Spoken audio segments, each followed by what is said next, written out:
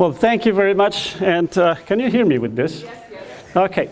Well, so first of all, I'm very grateful to the organizers, because I'm not just trying to tell you that you have to focus on generating well, useless products that you can push on your clients just to increase your flow of cash. I'm going to tell you that academia is still important to look at things that will be important 10 years from now, especially those things that are related to human beings and how we behave in the world and how the, well, technologies may change us. So basically, when you look at this Gartner cycle, you haven't found anything about neurocognitive technologies. It's so new that it will be important in 10 years' time, and maybe it will be on the rise.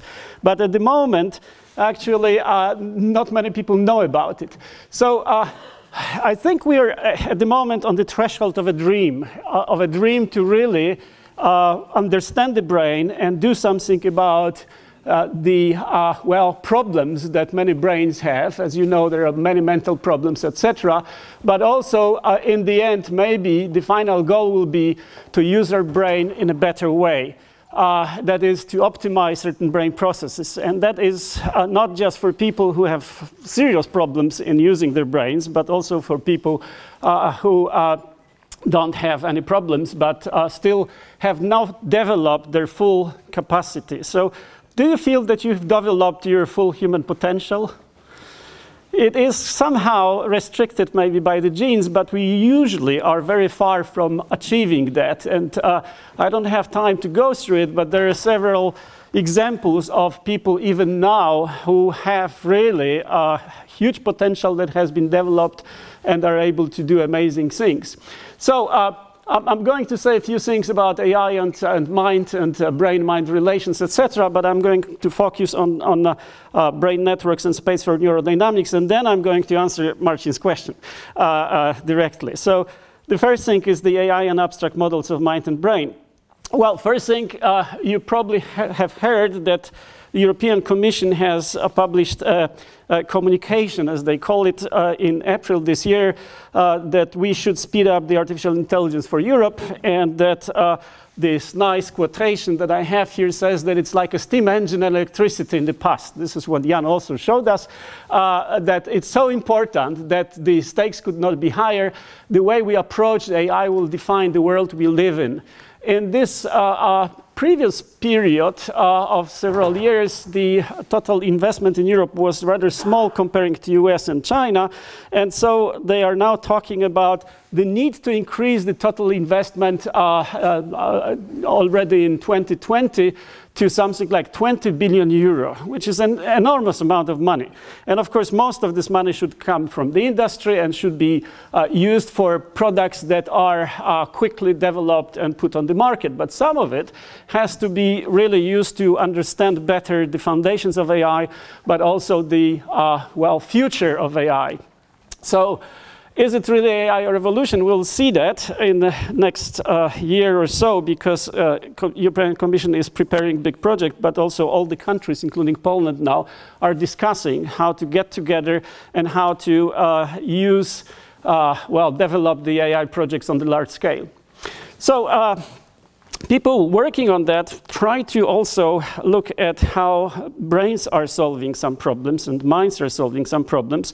And there is a certain branch of AI which is based on cognitive architectures. And one particular branch is this brain-inspired cognitive architectures, which has been around for about 10 years.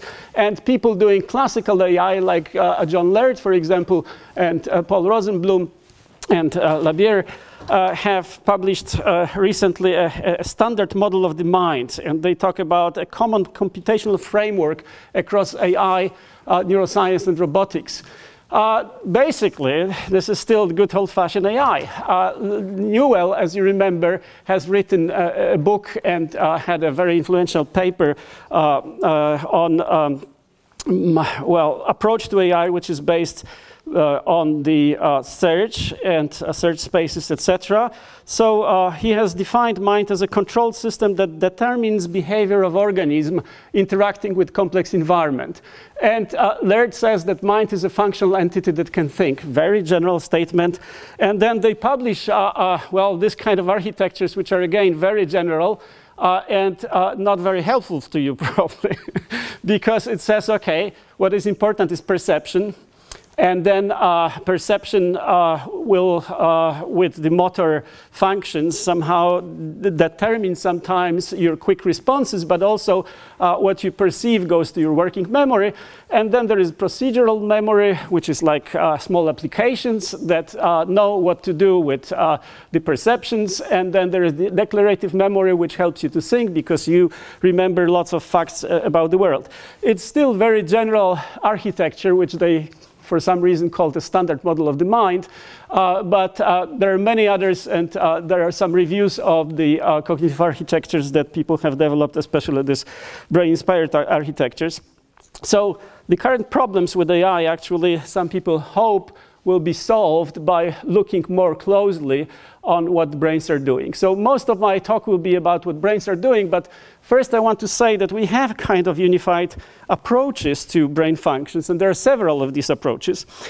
You know that physics is based on the principle that nature is lazy, right? There is the famous the principle of least action, and out of this laziness of nature, you can derive all kinds of equations like Newtonian equations of motions, Lagrangian, Hamiltonian, and even general relativity equation of motions.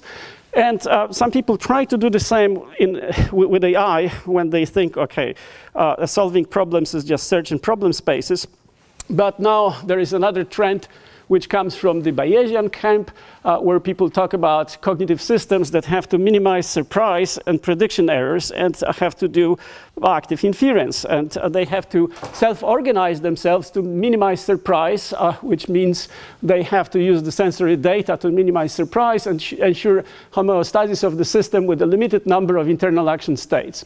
So there is a certain mathematical formulation that comes from mostly Carl Friston and other people working in Bayesian camp, that behavior is a function of brain state and sensations, and basically they try to well, show that by minimization of certain entropy function, you can minimize surprise.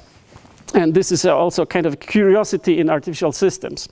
So we cannot really have a good expression for this, well, estimation of free energy, as Friston calls it. It's very confusing for physicists, and I started from physics. Friston talks about free energy principle, and for him, free energy is just information theory measure that bounds the surprise from above, and he tries to come up with some ideas how to do this.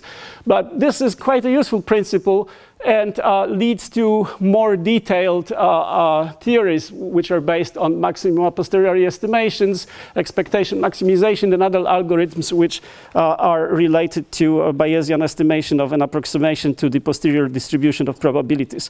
Okay, I'm just mentioning that so that, that you will know that there is a certain foundations now that people try to base the whole AI on, these free energy principles, and also they try to use the evolutionary system theory and combine the two. Very recent papers by Badcock and Friston on how to combine the free energy principle with this evolutionary system theory to understand why cognitive systems have developed the way they developed. But it's still very early sketch of a theory, which is maybe not always useful to understand what brains are doing. At least it helps us to understand certain things at a very high level. But what we would like to do is to understand deeper the brain. So we really need some kind of a mapping between the mental states and then the brain states. And this is something that people do in brain-computer interfaces, as you know. We have a mental state of intention to go left or right or do something, and then we try to read the brain states and convert that into actions for example, a wheelchair or some kind of machinery. So the problem is that we have to describe the state of the brain and the state of the mind. Now, the state of the brain can be measured in many different ways and analyzed using the signal processing techniques. That's a bioelectrical activity. The strain of the mind is more tricky. We have to define the feature spaces, the psychological space in which we can talk about mind states. And it appeared to be very difficult. Some people try to develop the theory of psychological spaces, but there are big problems with this. One is that we have continuous processes in the brain. And discretization of these processes, also the mental states, is so that we can use the symbolic models and then reasoning, etc., is a tricky thing. Another is that we need a good phenomenology, which means that we have to describe our mental states in more precise ways. And there is a great book that you can find in the internet by Eric Schwitzgabel, who is a philosopher. He wrote about perplexities of consciousness, showing that it is almost impossible, and this is what people try to do for about 100 years, to describe our mental states. If you want to use this description of mental states in some well, models and develop features that we can relate to our inner experience and then try to map what brains are doing into the trajectory of, states that will be based on these features. So it's a kind of a different perspective that we want to derive from analysis of the brain states. So now I'm going to say a few words about how we approach this problem of brain networks, and that the brain networks are basically the space for neurodynamics in which mental states can be defined. Well, first problem, this fluidity, as I mentioned. Well, it's quite obvious that when you have a small baby, then these areas that you see here related to speech are developing slowly. And so first, the baby tries to control the movements and then learn to do some gestures and then signify certain mental states, especially emotional states. And then slowly, it gains precision in the movements, including the movements of the speech apparatus, enough to start to babble and then produce some words. So there is now this great project in UK, the Developing Human Connectome project, that tries to understand how these connections are created in the womb and then soon after birth. The neuroscans that they have start from 20 weeks of gestation. So it's amazing from technical point of view that you can take the babies in the womb and look how the brain connections are developing, right? So one of the things that you can see, for example, is when the baby grows, and then you have those high creative, well, this is already done on students, let's say, and then low creative students, 160 people, and then you take the tests, the best 10 and the worst 10, and then you see how the connections have developed in their brain. So one simple idea to present that is to say, okay, this is left side, this is right side. This is prefrontal, this is then the temporal areas, this is the parietal areas, this is inside the brain, the limbic areas, etc. So all these colors means big parts of the brain. This is brain separated into 10 pieces on left and right side. And then you say, okay, where is the information flow, or where are the connections between this, the strongest connection? And you find that in people who are highly creative, the strongest connections look like on the left, and those low creative like on the right. So roughly what you see is that highly creative people have this, parietal and then frontal connections which carry most of information. And those less creative are really focused on sensory motor behavior, right? So you see this part is basically the temporal cortex, and sensory cortices in the visual system, and then also this is the motor and sensory cortices in the center of the brain. Quite different networks. So maybe we don't have to test students anymore, but just looking at their brains and say, okay, you go to work in the mine and you go to the university, right? That is what may happen in the future. Well, but trying to understand what brains are doing, of course, you can look at many different levels. For example, there are people working on genetics, molecular level, cellular level, and networks level, circuits, physiology, behavior, etc. All these levels are very important depending on what kind of questions you ask. if you ask how the drug is going to influence my brain, you have to look at genes and molecules. But if you just ask, well, why do I have certain states and whether my brain is working in an optimal way, you just can't stay at the neural network level, the circuits level. So what happened in the past is that people were just focusing on behavior and observing behavior. And especially psychiatrists had built big manuals how to diagnose mental problems by looking at the behavior and what kind of symptoms you can observe. But now they came to the conclusion that this is not working, and the new way of approaching that will be based on multi-level neuropsychiatric phenomics. This is how they call that, describing brain systems, the regulation, and the systems that they have chosen are just 5, and of course they're very complex and you can still decompose them into many different things. One is the negative valence system, one is positive valence system, cognitive system, social processing system, and general regulatory and arousal systems. And they do it, they have created a kind of matrix which is called the research domain criteria matrix, each of these is separated then, each of these systems is then separated into more precise, for example, cognitive systems is all kinds of memories and executive functions and lots of other things. And then they try to look at genes, molecules, cells, and all these different levels and try to describe the brain in a multi-level way.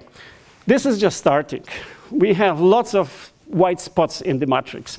But this is very important. And one thing at the level of circuits that people have found is that there are large-scale networks. So it's not that there is a part of the brain that's responsible for some function. Every time we do even the simplest things, you find lots of information flow all around the brain. So you have salience, negative effects, you have positive effects, etc., that will really activate different parts of the brain and increase the information flow between these different parts of the brain. Default mode is when you don't do anything, but then your thoughts start to circle around your problems and your relations with other people, etc. And this is very popular now to just ask you to lie in the scanner, lie in the with the EEG head, and then wait for 20 minutes. You don't do anything, and we see how the information flows between different parts of the brain, and we can recreate somehow the connections. And the connections are the most important because what is, especially in already adult brains, what is the thought or a state of mental state is a strong activation that is strong, sufficiently strong that can be distinguished from the noise. So basically the most famous theory in psychology is the signal detection theory. To detect signals, sensory signals for example, you have to wait long enough to really get strong activation so the brain knows it's not a noise. There is lots of noise everywhere, but you have to find those parts of the brain that are strongly coupled with other parts and strongly active so that the brain may interpret this is an important activation and it may lead to certain maybe action, maybe verbal response, etc. So many processes go in parallel. Most are fully automatic, hidden from ourselves. And various subnetworks will compete to access the highest level of control, which we call consciousness, because there is this winner-takes-all mechanism that the groups of neurons that are strongly active will try to inhibit the other groups of neurons. So the question is, well, okay, we have the chaotic brain, and we want to extract from this brain certain information. That is why BCI, brain-computer interfaces, is never easy. This is why I'm very critical about this idea that you can control the car with your thinking. Because your thinking just goes here and there all the time, and your car is going to crash very quickly. Even if you sneeze, there is lots of, well, perturbations in your brain, and you're not going to survive that. So how we are really analyzing that? We want to see these hubs, the groups of neurons, that are collaborating with each other and then collaborating with neurons in other parts of the brain. What has developed in recent several years very much is network neuroscience. That is, we try to convert the information flow information into some kinds of graphs that show us which parts of the brain collaborate with which part in which situations, in which tasks that we have. So first thing is that we have to parcellate the brain into regions of interest, this ROI. Brain regions of interest, we can have 100 or maybe 250 brain regions of interest, maybe more in future. And then we look at the connections. We have nodes, we have hubs, which are like big nodes where lots of information flows. And then we can also divide that into larger areas and larger subnetworks. So the network neuroscience is the most exciting part of what happens now with brain research. First, we look at the structure, and there are very nice methods like diffusion tensor imaging allowing us to see the big connections, the long axons. And then we look at the functional connectivity. That is, we know which parts are connected, but in some tasks you see the information flow because there is coherence between different nodes in the brain. And this parcellation of the brain allows us to scan the signal in time, so you get signal extraction in time, and then you look at the correlation between these different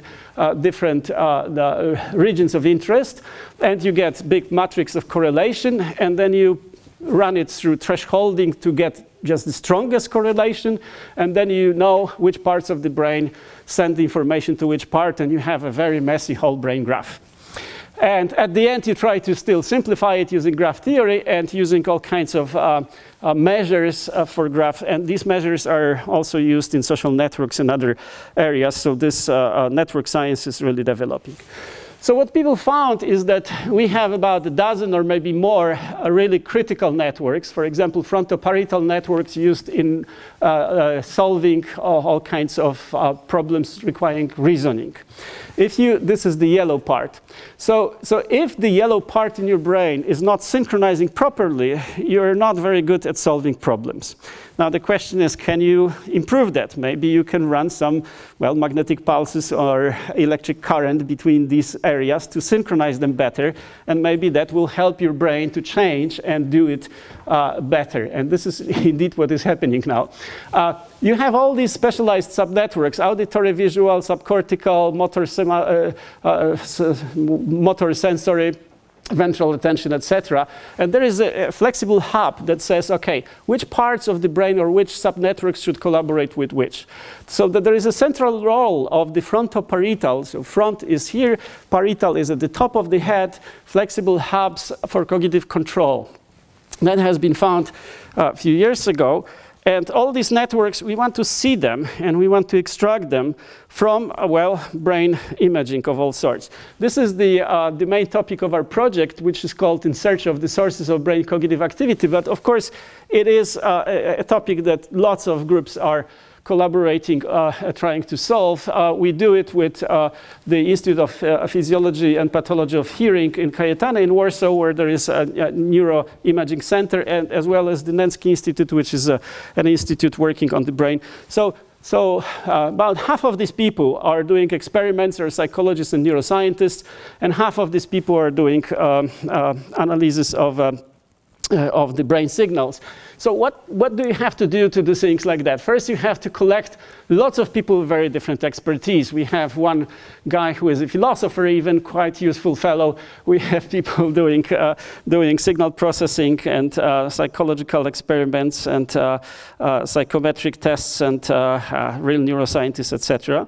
And then you have to buy toys like that. It's just about $2 million, so not a big deal for some companies and some universities. But unfortunately, the maintenance of this is fairly difficult. You need a big group that has to be trained to use it properly and learn from this. So what could be the form of the brain fingerprint showing certain activity that I want then to improve, to convert to some actions? Well, I've identified many different ones. I've mentioned here 8 of them, and it's all based on analysis either of the BOLT signal from fMRI. The BOLT is brain blood oxygen level dependent. So it depends on how much blood comes to different regions of the brain when they work hard on solving problems. Or EEG signals. And then EEG signals are used in many different ways. For example, you can average them and create event-related potentials. You can look at coherence, etc. Many different ways of doing this, and obviously I'm not going to tell you about that. Just a few things that maybe are the most important, maybe are not the most important. One is that from fMRI especially, you can create all these nice pictures that you have seen. So the colors here you see, this is PFC, is prefrontal cortex, motor cortex, insula, which is deeper in the brain, close to the auditory cortex, but going deeper. Lots of other areas. So this is the brain in 10 pieces. And then it appears that everybody has a unique connectome. If I analyze your brain in our scanner, then I'm going to have a kind of fingerprint that allows me to recognize that it's you. Even if you change your face and everything else, you still have the brain connections that are unique, and you can be identified by the brain connections. There are some rather stable, but there are some very unique to individual people. Okay. You can find out that people who have serious problems, for example, autistic people or suffering from tuberous sclerosis, which is a very bad syndrome, have very few connections instead of this nice connectome in the left upper corner. I hope that you all have a connectome similar to this one, but unfortunately, if you suffer from TSC, your connections are very thin and poor, and some of them are non-existing. And that, of course, is expressed in your behavior and your mental problems. The same with ASD, which is not as bad as TSC, and the combination of the two is really terrible. So we can look at pathologies by looking at functional connectivity, and it could be diagnostic method, but also we can see, okay, maybe these ASD people just need a better connection which are missing. So can we influence the brain directly, running some currents, running magnetic pulses or whatever, to increase neuroplasticity and to build the connections where they're missing? That's the final goal of this. But you can find out that actually selecting a small number of connections is quite sufficient to recognize who has ASD and who doesn't. The autistic spectrum disorder is not, you know, just yes or no. It's a spectrum disorder where there are degrees. So for that reason, you cannot really get 100% accuracy, because experts diagnosing people will not agree with themselves. This is a very nice paper by Yahata showing that just selecting 16 connections is sufficient to get 85% of accuracy on Japanese patients, and when they use the same connections on US patients, they still have like 75% of correct answers. So even a small number of connections can lead to interesting results. So how can we understand that? Well, one approach is, of course, that we can look at the simulations, and this is what we've been doing for quite some time. There is a very nice software called Emergent, which comes from O'Reilly's group from Colorado, and there are different models. This is a model of reading, which has been used to analyze the dyslexia in different ways. So you have, well, either words coming in the written form, orthographical layers, or in the spoken form, which is phonological layers. And then you have the semantics layer, which is the rest of the brain. And these boxes there are basically this region of interest. So when you hear a certain word, you see that some of them are highly excited and some of them are inhibited and are depressed somehow. This is what we will see in a moment in real scans. But it's good to see that in real models, in the models of this sort. And I'm going to show you maybe how it works in real life.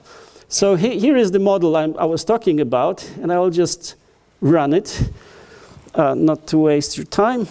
And you see that it's just very quickly, I present the words, and then very quickly it changes the states of the semantic layer. Every time I present the word, it's just a written form. It has this hidden layer that allows it to map it to spoken language. And it has these hidden layers that allows to map the orthography and phonology to the semantics, which then recreates a state of the brain that analyzes the meaning of the word. So how is that possible, and how does that work? Well, first I need to analyze what happened when it was flicking. right? Very quick changes. So I show it the word flag, for example. This is the first word. And I see that after about 100 steps or milliseconds, it is moving to another distribution. Now, why do some thoughts suddenly arise in my brain? There are two reasons. First is that your brain is tired. You've heard one excellent talk given very quickly, and so your neurons are tired, and so I'm in a bad situation. When your neurons are tired, they tend to desynchronize very quickly, right? And so you go from one state to the other, which could be completely irrelevant. It could be completely different. You focus on something, and suddenly a completely, different thought comes to your brain, and you think about, well, as they call this in Poland, blue almonds, and then you come back to your problem, kind of refreshed neurons that have been working on that, right? But the other reason is that some of the features that I had in the first distribution of activity in my brain have been shared, and so I moved to another concept, another word, which is associated to the first one because many features have been shared, and some of them are depressed, and some of them are recruited. So I can use what is called the recurrence plots to visualize that. I see this black box, which means that for a short time, I'm in a tractor state. For a short time, this is kept. And then the system suddenly, in a few steps, is changing this activity into this activity. This changing between thoughts is so fluid and quick that you don't notice that. And then it goes on, and then when it makes these 4 or 5 steps, it comes back slightly close to the first one, and then the final is slightly close to the second one. Okay, so I can actually look at these trajectories, and I can try to plot them. There are many ways to visualize multidimensional information. In my case, I had 140 units, so it's a parcellation of the brain to 140 regions. And so I want to see how this 140-dimensional matrix basically changes and how one state is similar to each other, and I can use lots of techniques to do that, and I can see this flow of thoughts somehow in the brain, or in the simulation in this case, but we come to the flow of thoughts in the brain in a moment. So we've been working on visualization also, and we have a toolbox that is linked here doing that. Okay. So now I want to see how to get this correlation and look at the flow of information in real brain. One way of doing it is to use EEG, because this is the cheaper than fMRI, let's say, but you still need a lot of electrodes. Maybe 64 is the minimum number for high density EEG. Maybe 128 is a better situation. And then you can look at things like phase locking value, phase lock index, lots of different, or coherence, lots of different measures to say, what's the correlation between different brain regions. And you have lots of these brain regions here, and you have the symmetric correlation matrix. So then if you look at which electrodes you see this biggest correlation, how that changes, you can make some inferences depending on the frequencies. For example, this is in theta, 4 to 8 hertz, but it changes depending on which band you take, because groups of neurons tend to communicate with different frequencies. Okay. This has been actually done so that we can see the changes that playing computer games as well as the shoot and kill games will make in the brain after several weeks of training. And then we just look at how the information flow changes. But I will not dwell on that because this is maybe simpler to see. I have my 128 electrodes and I have the signals. I take a small window, and in this window I have some oscillations, and then I can plot that on the brain. Where is the high amplitude, where is the low amplitude, and I have different pictures in 2 dimensions that show me this topography of the brain waves. And if I just try to analyze it in simplest possible way, then I can do this with symbolic dynamics, which simply means that I convert that into, let's say, 4 states, A, B, C, D, which are quite different, as you see. And then I say, okay, for some time it was A, then it was C, then it was B, D, C, etc. Now, the frequency of transitions between these states allow me to say, okay, are you suffering from panic disorder? Then I see that A states are more frequent and then D also fairly frequent, but comparing to the normal state, B and C are slightly less. Or are you suffering from schizophrenia or frontotemporal dementia, etc.? Very simple analysis that is already of quite use in diagnosis and showing different ways of dysfunctions that you find in the brain. This is done with the resting state. So again, you don't do anything. You just wait for 20 minutes and we measure your EEG and try to analyze the dynamics. And the dynamics is what you see in these transitions that I showed you, right? This is dynamics. I see transitions from one state to the other, to the next, etc.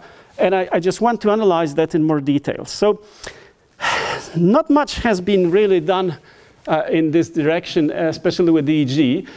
There is lots of work with fMRI, of course. This is, for example, more detailed visual, somatomotor, dorsal attention silence system, etc. And you have lots of regions with these different colors, and you have correlation. Now, the high correlation is this deep blue.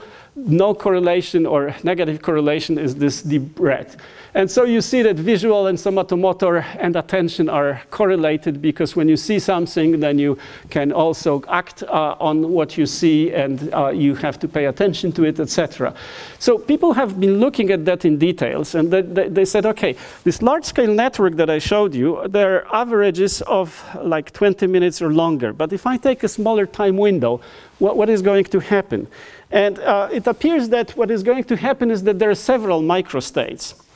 The microstates from fMRI are difficult to derive because fMRI is doing it very slowly. It's one scan of the whole brain every 2 seconds. And I really want to have a millisecond resolution. So in case of EEG, I have sampling rate of 1,000 times per second. It's usually downgraded then, but still it's very high. So this is what we would like to derive from EEG, and this is the challenge that people have now, which we try to meet better and better. So the average long time is this canonical thing.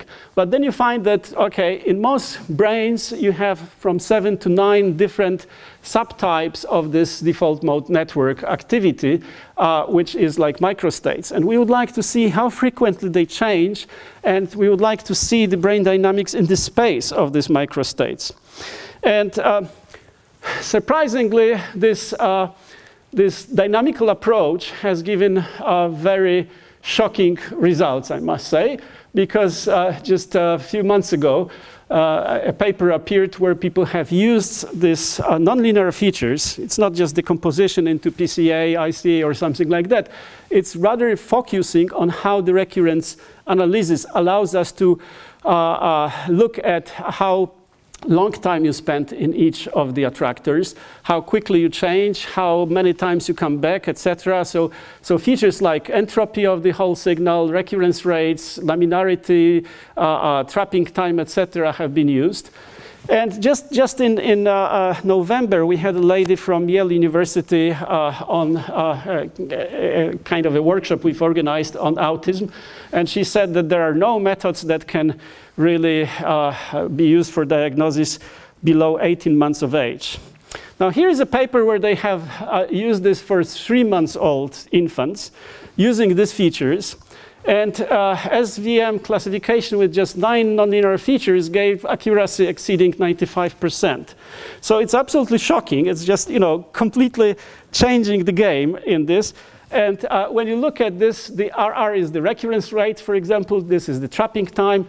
And it changes. So if you are 3 months old, 6 months old, and 9 months old, you see that the p-values, which are in the red, that the correlations are one way. When you're older, they become the other way, etc. But when you look at all these 9 features, and this is, so what you see here is these electrodes. And these are the name of the electrodes in left posterior part, the right central frontal, etc.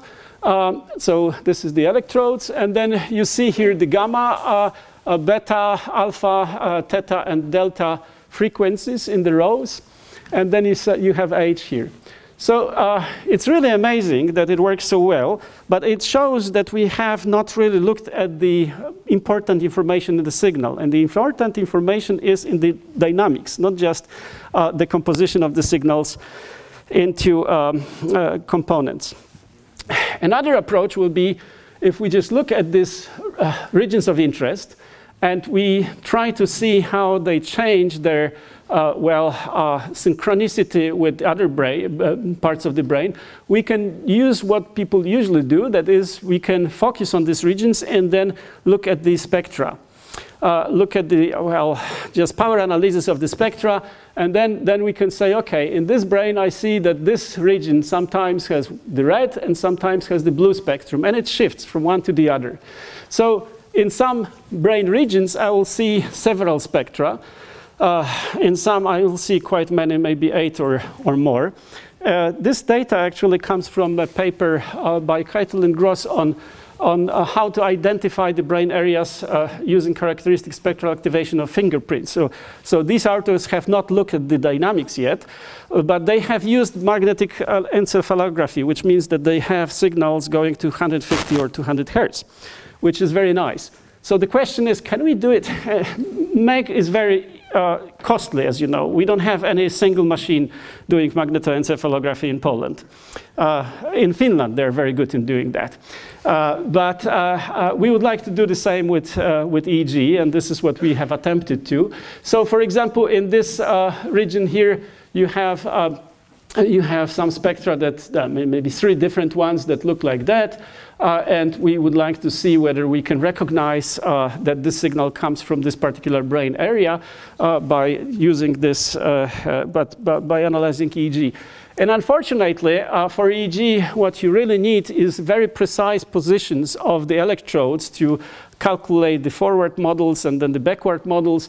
And without that, our results are not as good as the MEG, but we are now making measurements with the proper registration of the electrodes to see if we can handle that correctly. So this is the mean rank of assigning the spectra to the brain regions, which is much worse in case of EEG with this data. It's still small number of people and no co-registering, so no positions of electrodes. So basically, this is what we would like to have.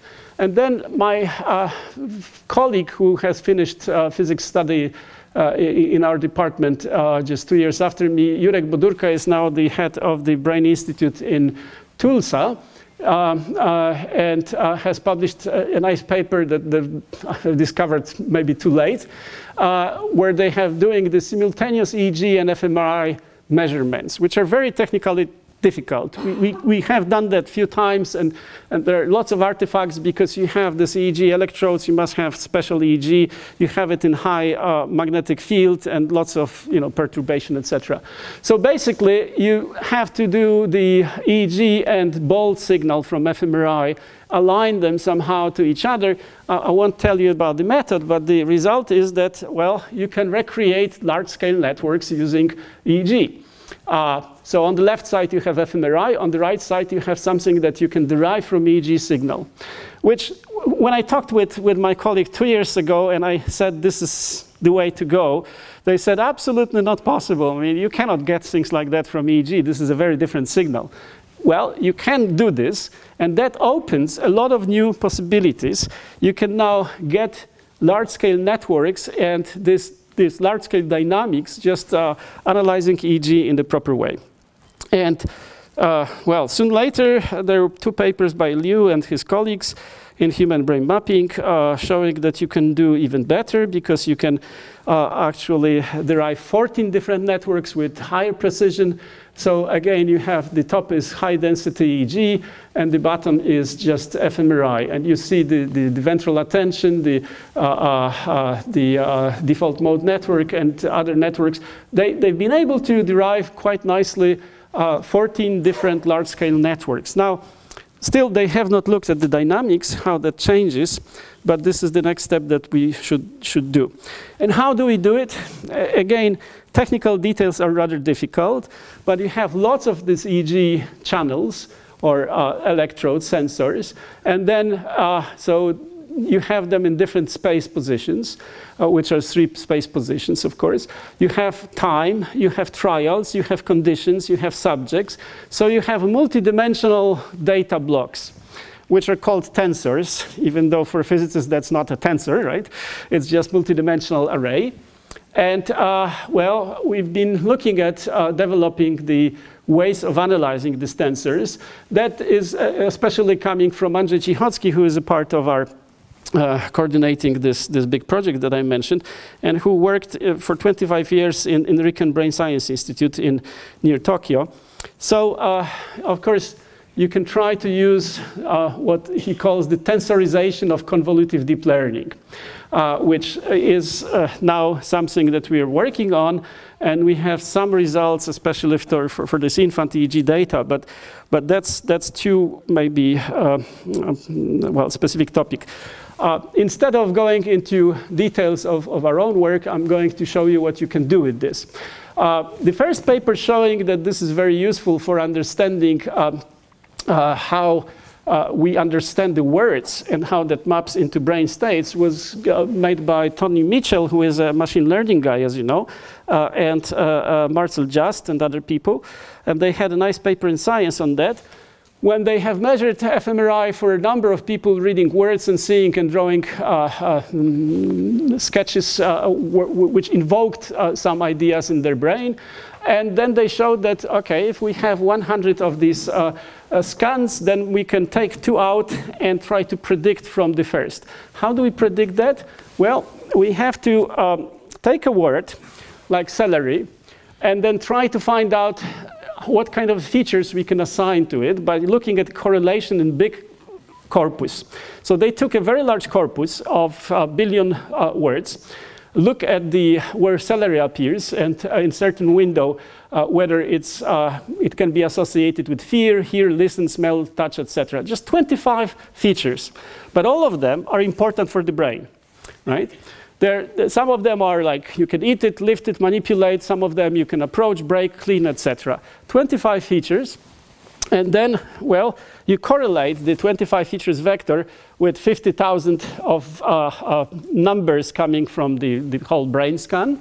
And you then try to make a model that predicts how will the brain scan look when you have a new word. When you have a new word, you can express it as a linear combination of this 100 for which you have, oh, I'm still far, for which you have already scans, right? And you see that this is predicted and observed. Not too bad. Okay.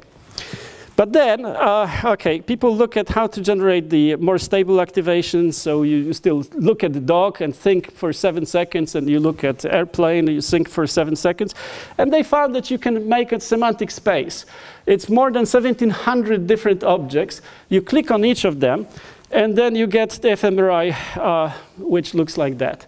So you see highly active and less active brain regions, and this is when you view the zebra or think about the zebra. And if you flatten the cortex, you see something like that. And if you see the traffic lights, you have much less activation because this is poor stimuli, right? So when you look at or listen to the stories about murder, you have specific activations, etc. Okay, so then Binder and his colleagues came up with this idea that we have to extend these features, and he talks about the brain-based componential semantics representation. And he has 65 different features, so you can take any kind of a concept and try to map it to 65, and you can use it in NLP. So the idea is that if you want to have the natural language processing, which does things similar to our brains, you have to use the decomposition into features which are brain-based and which are important for the brain. So different things like animals, tools, etc. Okay. The next step is that we want to see the mental states, right? And one of the things that we can do, that we could do in the past, was to do fMRI scanning. And let's say the monkey sees the picture, or people see the picture, and then we try to guess, just by having the scans, what people have seen. Okay, but that was very poor because you had to make a scan for each image and then correlate that with the features. So again, last year there has been a big progress. Horikawa and Kamitani written a paper on generative decoding of images. And the way it works is that you see some images, you get fMRI activity. From fMRI activity, you get all kinds of descriptors that people use to describe images, the standard description and the deep network descriptions. And then you have a feature pattern. So you do it for a few hundred of these objects, and then you show any other object out of 100,000 that you have in the database, and then you just, from the new object, looking at fMRI, you predict the pattern, and then you select from your database the pattern which matches that. And it works.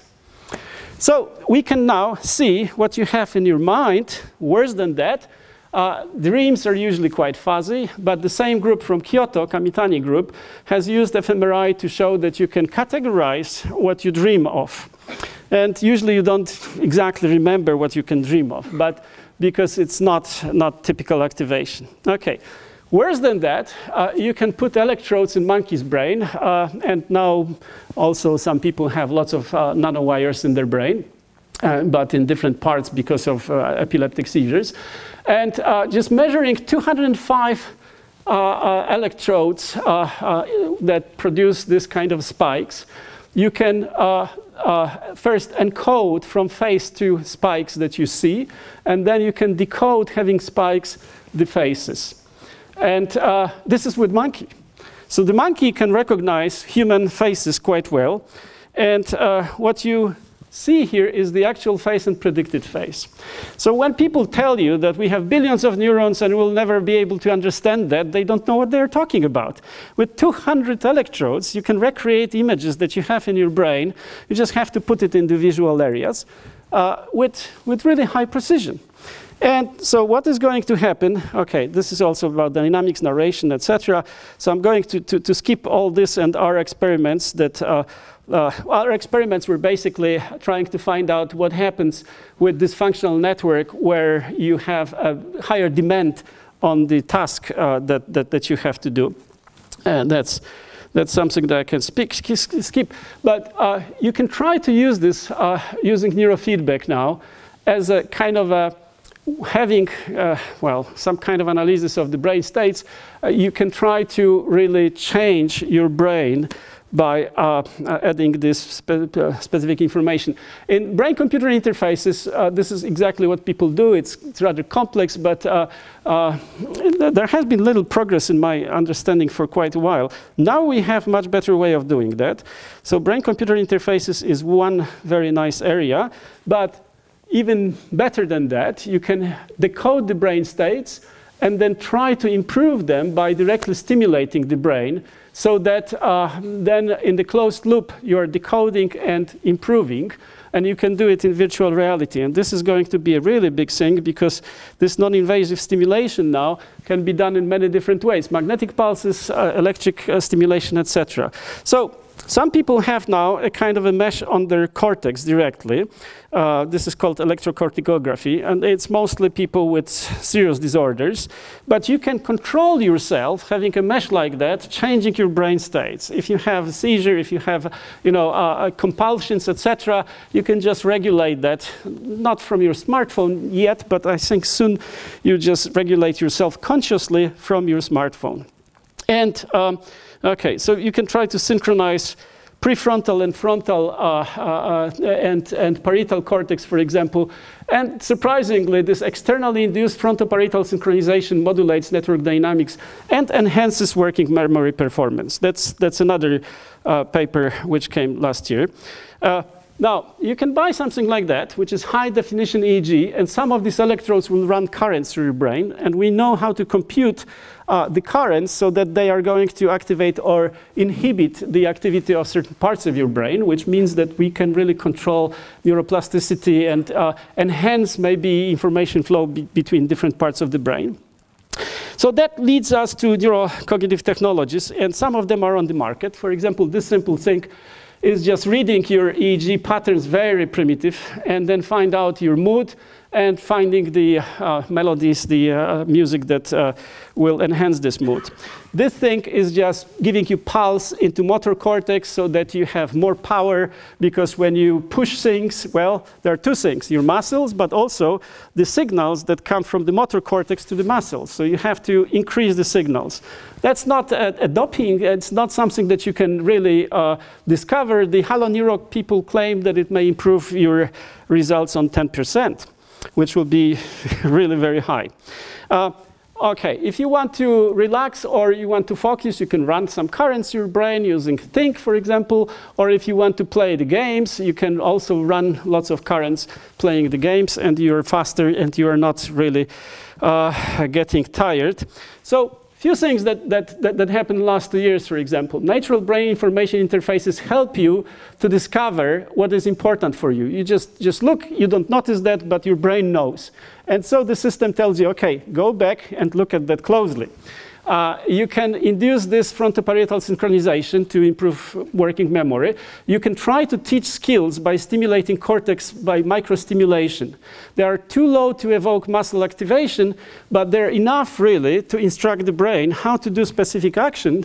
And so next time you're learning that, it's very easy because your brain already knows how to do it. You can do neuroimaging-based assessment strategy that helps you to predict how you learn. There is this universal design for learning that people work on now, trying to develop flexible learning models, etc. So lots of new neurotechnologies are coming. Unfortunately, some of them for military applications. The engagement skill trainer has now the Neuro EST system, which helps soldiers to shoot and kill people in a more efficient way. You have also the DARPA program, which tries to enhance learning on a wide range of cognitive skills, reducing the cost, and they claim that this is going to accelerate learning, not only shooting and killing, but to train foreign languages specialists, intelligence analysis, cryptographers, and many other people. So this is last year's DARPA idea. So, conclusions, optimization of the brain processes should be possible. First, we need to have good methods to discover the brain fingerprints. These methods based on EEG are quite promising because fMRI is still too costly. Mapping between brain and mental states is our main goal, trying to understand from brain to mental states mappings. The roadmap is that we use brain imaging of all sorts, model of brain processes which are simulations. We link that to mental models. We have a closed loop brain-computer brain interaction for conscious control brain optimization, where there is in the loop direct stimulation of the brain. The brain reading and the neurodynamics, especially this approach to dynamics and changes and non-linear features is very important, and that's the key for BCI. Now, the neuromorphic hardware is also coming, and this complexity of neuromorphic hardware is going to very quickly increase human brain, and so we will be able to construct much better brain models. And then to understand that, we can really look also at this neurocognitive informatics approach to creativity, formation of deep beliefs. I look at the conspiracy theory, for example. How is it that people start to believe in something that's very weird, and that the brain is just doing different stupid things. So with new global AI initiative, it's quite possible that we're going to really make, well, a new human, transhuman maybe. This is very scary, and there are lots of dangers on the path. So we've even had a workshop with theologians, Soul Brain, what makes us human. Theologians from all over the world, and we had neuroculture, the neuroscience and the history of art. We had workshops on all kinds of things, phantoms, and etc. So you can find some lectures on this on my webpage, which is easy if you just Google my name with just the initial, because the first name is too hard for most of you, I'm sure. Thank you.